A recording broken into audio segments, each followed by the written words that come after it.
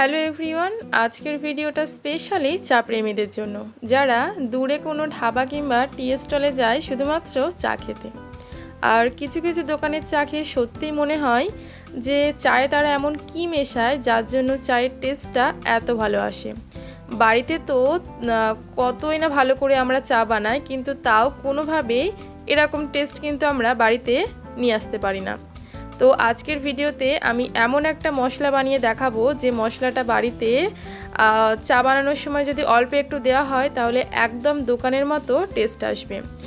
আর সেই চায়ের মধ্যে কতটা পরিমাণে দিতে হবে, কখন দিতে হবে এবং দেওয়ার পর কতটা সময় ধরে ফোটাতে হবে, সম্পূর্ণটা এই ভিডিওতে থাকছে। তাই A to Z সম্পূর্ণ ভিডিওটা দেখো।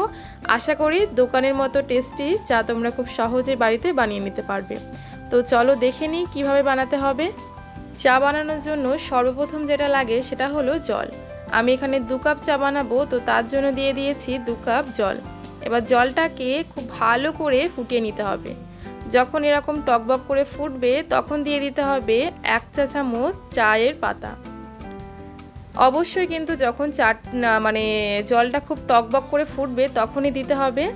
এরপর 2 মিনিট একদম হাই ফ্লেমে এই চাটাকে ফুটিয়ে নিতে হবে। আর অবশ্যই একটা চামচ দিয়ে এভাবে নাড়িয়ে যেতে হবে, ঠিক দোকানে যেরকম করে থাকে। উপর থেকে নিচে ভাবে ফেলতে হবে। একদম ঘড়ি ধরে 2 মিনিট ফুটিয়ে নেওয়ার পর দিয়ে দিচ্ছি চিনি। আমি 2 কাপ চায়ের জন্য 2 চা চামচ চিনি ব্যবহার করছি, কিন্তু এক্ষেত্রে তোমরা কম বেশি করতে পারো তোমাদের পছন্দ মতো। চিনি দেওয়ার পর একদম ঘড়ি ধরে 1 মিনিট এটাকে ফুটিয়ে নিতে হবে। 1 মিনিট পর দিয়ে দিচ্ছি থেতো করা আদা। যে কোনো চায়ে কিন্তু আদা দিলে টেস্টটা দ্বিগুণ বেড়ে যায়, তাই আদাটা অবশ্যই অ্যাড করবে। আদা দেওয়ার পর 30 সেকেন্ড মতো খুব ভালো করে ফুটিয়ে নিয়েছি। আর দেখো বন্ধুরা, কত সুন্দর একটা লিকারের কালার চলে এসছে। লিকারটা কিন্তু খুব ভালো করে তৈরি করে নিতে হবে। ফুটিয়ে ফুটিয়ে লিকারটা যত ভালোভাবে তৈরি করবে চায়ের কালারটা কিন্তু ঠিক ততটাই ভালো আসবে।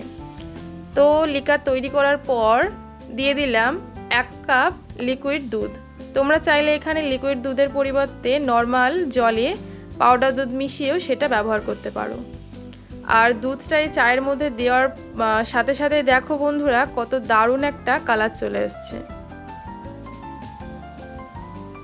এবার এটা ফুটিয়ে নিতে হবে আবারও 2 মিনিট।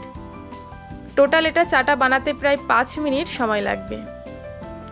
2 মিনিট ফুটিয়ে নেওয়ার পর এবার দিয়ে দেবো আমাদের সিক্রেট মশলা, যেটা অবশ্য দোকানে ব্যবহার করে। তার জন্য আমরা এই সিক্রেট মশলাটা কিভাবে বানিয়েছি চলো সেটা দেখে নিই। এই মশলাটা বানানোর জন্য আমাদের লাগবে 5টা এলাচ, সাথে দিয়েছি লবঙ্গ 4টে, দিয়ে দিচ্ছি দারুচিনি, এটা ছোট ছোট করে টুকরো টুকরো করে দিয়ে দিলাম। দিয়ে দিচ্ছি একটা জায়ফল, আর দিয়ে দিচ্ছি কয়েকটা দানা মৌরি আর একটা তেজপাতা। আমি তেজপাতাটাও ছিঁড়ে দিচ্ছি। আর এই গোটা গরম মশলাগুলো দেওয়ার আগে তোমরা যে পাত্রে রোস্ট করবে সেই পাত্রটা কিন্তু আগে থেকে গরম করে নেবে। এবার 2 মিনিট মতো হালকা রোস্ট করে নিয়েছি। মাত্র 2 মিনিট রোস্ট করলেই যথেষ্ট। এবার এটা হালকা ঠান্ডা করে গুঁড়ো করে নিলে আমাদের সিক্রেট মশলা একদম তৈরি হয়ে যাবে। তো এভাবে আমি সিক্রেট মশলাটা বানিয়ে নিয়েছি।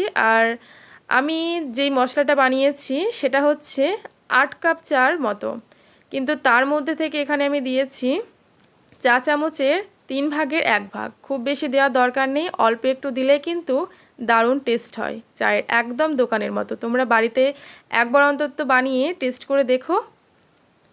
এই মশলাটা দেওয়ার পর মাত্র 30 সেকেন্ড মতো ফুটিয়ে নিলে আমাদের চাটা একদম তৈরি হয়ে যাবে। আর বন্ধুরা, তোমরা দেখো যে কত দারুণ কালার এসছে। আর তোমরা যদি বাড়িতে না বানিয়ে খাও তাহলে বুঝতেই পারবে না। আমি 30 সেকেন্ড মতো ফুটিয়ে নিয়েছি আর আমাদের চাটা একদম তৈরি হয়ে গেছে।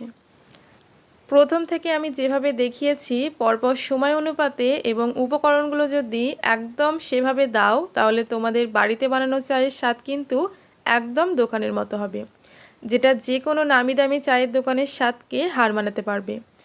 আর এই চায়ের কালারটাও কিন্তু খুবই সুন্দর এসছে। তোমাদের এলাকাতে কোন দোকানের চায়ের টেস্ট সবথেকে ভালো লাগে তোমার, সেটা অবশ্যই কমেন্টে জানিও।